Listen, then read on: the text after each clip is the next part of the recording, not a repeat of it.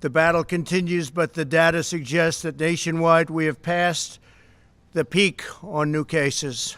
These encouraging developments have put us in a very strong position to finalize guidelines for states on reopening the country in order to advance the health and security of our nation and all nations. As we announced yesterday, the U.S. government has put a hold on funding to the WHO, World Health Organization, pending a review of the organization's cover-up and mismanagement. Today I spoke with the leaders of many of our nation's most renowned companies and organizations on how to achieve the full resurgence of the American economy. We're going to be speaking with the governors. We'll have some information on some openings.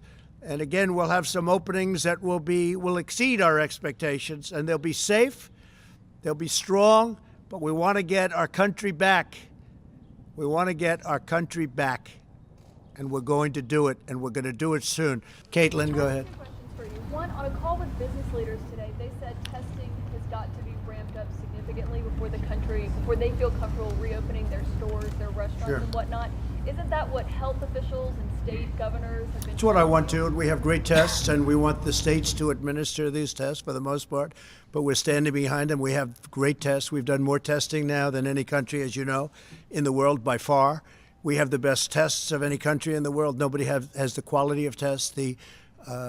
If you look at Abbott, what they've come up with in a short period of time, they've been incredible. Roche has been incredible. We have the best tests in the world, and we will be working very much with the governors of the states. We want them to do it. We're not going to be running a parking lot in Arkansas. We're not going to be running a parking lot where you have a Walmart, which has been great, by the way. Walmart has done a fantastic job, but where you have a testing center and running that from Washington, D.C. The states are much better equipped to do it.